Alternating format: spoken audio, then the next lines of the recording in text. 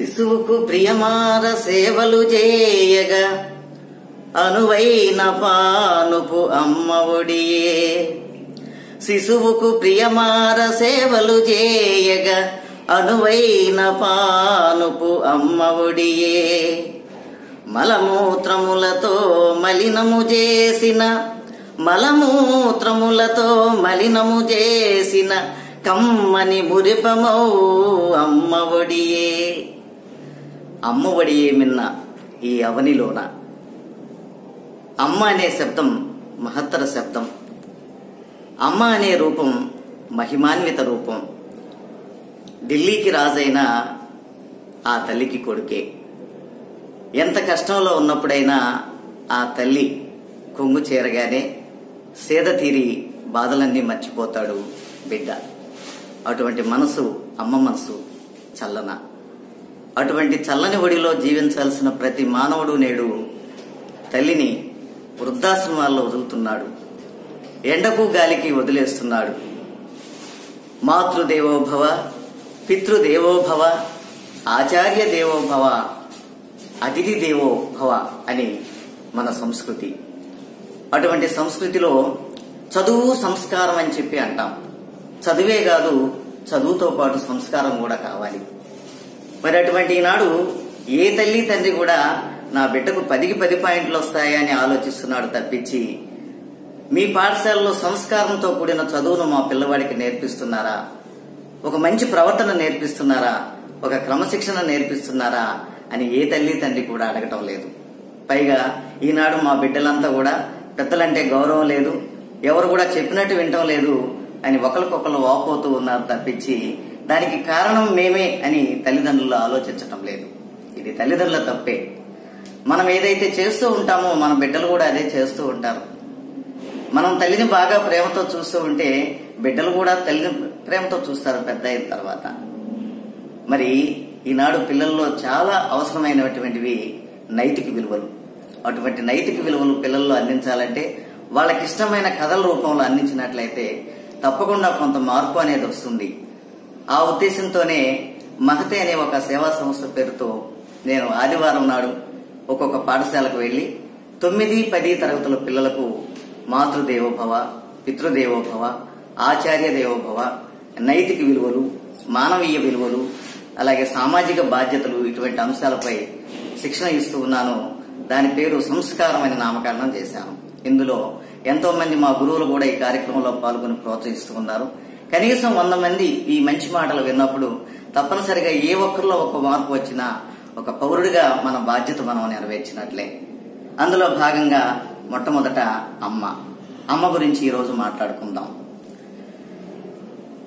10 నెలలు మోసి కని పెంచి మరుజన్మ అయిన తర్వాత మనకు జన్మనిచ్చేటటువంటిది. అంటే మనం పుట్టగానే ఆమెకి ఒక జన్మ అనేది మళ్ళీ వస్తుందన్నమాట. అటువంటి ఒక బరువు ఉన్నప్పుడు కొంత దూరం మోస్తాం. బరువు మోసిన తర్వాత అయ్యో ఈ బరువు దించుకుంటే బాగుండు, మళ్ళీ బరువు ఎత్తుకుందామని చెప్పి అనిపిస్తుంది, బరువు దించుకుంటాం. మరి ఆ తల్లి 9 నెలలు మనం మోస్తూ ఎప్పుడైనా అయ్యో కాసేపు ఈ బరువు నింపుకుందామా అని అంటే మనం ఎక్కడుంటామండి? ఆ తల్లి అలా అనుకోదు. అలా నిత్యం మోస్తూనే ఉంటుంది. కడుపులో తన్నుతూ ఉంటే నా కొడుకు కాలుతో తంతున్నాడని పరవశించిపోతుంది, ఆనందపడుతుంది. పుట్టిన తర్వాత మలమూత్రాలతోటి అంతా పాడు చేస్తే కూడా అబ్బా నా కొండ ఎంత ముచ్చటగా ఉన్నావురా అని చెప్పి సంతోషంతో అవన్నీ కూడా బాగు చేస్తుంది తప్పించి అయ్యో నా కొడుకు ఇలా చేశాడని చెప్పి ఏ తల్లి కూడా చేదరించుకోదు. వాడు నల్లగా ఉన్నా సరే నా కొడుకు అంత అందగాడు లేడు అని అంటుంది. ఎవరైనా ఏమన్నా నేను నల్లడి కొడుకు అంటే నువ్వు ఉన్నావా పెద్దగా తెల్లగా అని చెప్పి వాళ్ళని తిడుతుంది కూడా. అటువంటిది బిడ్డ మీద ప్రేమ. ఆ బిడ్డ చెడు చేసినా కూడా తండ్రితో చెప్తుంది, పోనీలేండి నేర్చుకుంటాడండి, పర్వాలేదులేండి అని చెప్తుంది. కానీ ఏదన్నా కావాలంటే కూడా మారాముగా తల్లినే అడుగుతారు. తండ్రి కోప్పడ్డప్పటికి కూడా తల్లి కోపం దగ్గరకు తీసుకొని ఏం పర్వాలేదండి, వాడు మనకు ఒక్కవాడు, వాడికి చేద్దామండి అని చెప్పి ఒప్పిస్తుంటుంది. ఈ సందర్భంలో ఒక చిన్న కథ చెప్పుకుందాం. ఒక తల్లి ఒక కొడుకును పెంచుతూ ఉంటుంది. తండ్రి చిన్నప్పుడే చనిపోతాడు. ఆమెకి ఒంటి కన్ను మాత్రమే ఉంటుంది. చూడగానే కొంచెం కురూపి రూపంలో కనిపిస్తుంటుంది. అలా కనిపించినప్పుడు ఒకసారి పాఠశాలకు వెళ్తే అబ్బాయి కోసం వెళ్తే అక్కడ ఉండే స్నేహితులంతా కూడా ఎగతాళి చేస్తారు. ఒంటికన్నామే కుడిపి వచ్చిందని చెప్పి ఎగతాళి చేసినప్పుడు ఆ పిల్లవాడు ఎక్కడ లేని కోపం వస్తుంది. నా పరువు తీసావు, నువ్వు అసలు స్కూల్కి ఎందుకు వచ్చావు, రాకుండా ఉండాల్సింది, ఇంకోసారి నువ్వు స్కూల్కి రావద్దు, మా స్నేహితులందరూ కూడా నన్ను ఎంత హేళన చేశారో చూసావా అని చెప్పి అంటాడు.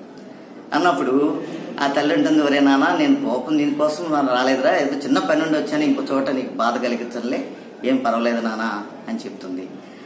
తర్వాత అలా చదువుకుంటాడు, పెరిగి పెద్దవాడు అవుతాడు, ఉద్యోగం చేస్తాడు, వివాహం చేసుకుంటాడు, పిల్లలు కూడా కలుగుతారు.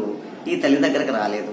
కానీ తల్లి మనసు కదా, తల్లి ఏం కోరుకుంటుందంటే నా బిడ్డ ఎలా ఉన్నాడో, నా మనవళ్ళు మనవరాళ్ళు ఎలా ఉన్నారో వాళ్ళని ఒకసారి చూసి రావాలనుకుంటుంది. పట్నం వెళ్తుంది. వెళ్ళి తలుపు తడుతుంది. తలుపు తట్టగానే ఆ చిన్న పాప, 3 ఏళ్ల పాప బయటకు వస్తుంది. బయటకు వచ్చి ఈమెను చూడగానే కురూపిలాగా అనిపించి పిచ్చిదొచ్చింది అని చెప్పి, నానా పిచ్చిదొచ్చిందని చెప్పి లోపలికి వెళ్ళి ఏడుస్తుంది. వెంటనే నాన్న వస్తాడు, దగ్గరకు వచ్చి నీకు ఎన్నిసార్లు చెప్పాను ఇక్కడికి రావద్దని, తల్లి అని తెలుసు కానీ గుర్తుపెట్టనట్టుగా నీకెన్నిసార్లు చెప్పాను ఇక్కడికి రావద్దని చెప్పి ఆమె చెప్పి కోపడతాడు. ఇంకోసారి ముఖం చూపించద్దు, చూసావా నా పిల్ల భయపడింది నేను చూసాను అంటాడు. సరే నాన్న పొరపాటు అయింది, ఇక రానులే అని చెప్పి వెళ్ళిపోతుంది. వెళ్ళిపోయిన తర్వాత కొన్నాళ్ళకు ఆ గ్రామంలో పూర్వ విద్యార్థులు అందరూ కలిసి అక్కడ పాఠశాలలో సమ్మేళనం ఏర్పాటు చేసుకుంటారు. అందరు కలిసి అక్కడికి వస్తారు. అంత బ్రహ్మాండంగా మాట్లాడారు. కష్టపడాలి, చదువుకోవాలి, ఉద్యోగానికి వెళ్ళాలి, అలాగే మన గ్రామాన్ని కాపాడాలి, మన ఊరిని కాపాడాలి అని చెప్పి విపరీతమైన ఉపన్యాసాలు ఇచ్చారు. ఇచ్చిన తర్వాత ఎంతైనా మనసు కదా, ఒకసారి ఇంటికి వెళ్దాం, ఒకసారి చూద్దాం అని చెప్పి అనుకుంటాడు. అనుకుని ఇంటికి వెళ్ళి పూరి గుడిసె తలుపు కొంచెం వేసింది.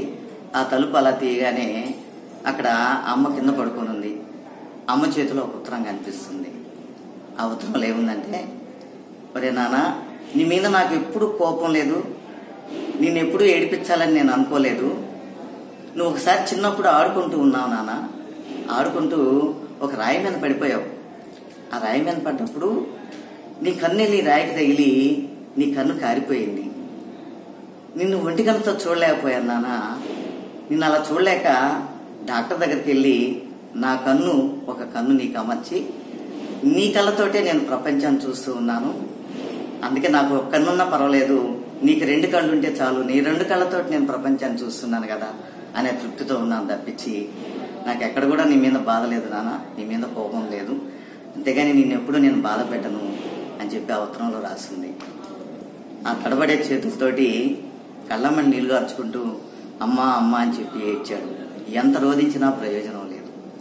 ఒకటే అనుకున్నాడు, కురూపి అందరూ నన్ను ఎగతాళి చేస్తున్నారు అనుకున్నారు కానీ తన కన్ను నాకిచ్చి తను ఒంటి కన్నుకు ఉండిపోయిందంటే ఎవరైనా ఈ లోకంలో అంత త్యాగమయ్యి ఉన్నారా?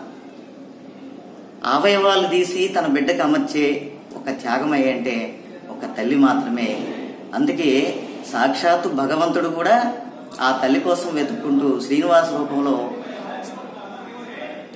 తిరుమలకు వస్తాడు. ఆ యశోదమ్మ తల్లి ఒకలమాత రూపంలో ఉంటే అక్కడికి వచ్చి ఆ దెబ్బ తగిలి రక్తం కారుతూ ఉంటే ఆ అమ్మఒడిలో సేద తీర్చుకొని తన బాధనంతా మర్చిపోతాడు. కాబట్టి భగవంతుడైనా సరే అమ్మ కావాలి. అటువంటిది అమ్మ మాతృదేవో భవ. ఇంకొక అంశాన్ని ముచ్చటించుకుందాం. నమస్కారం.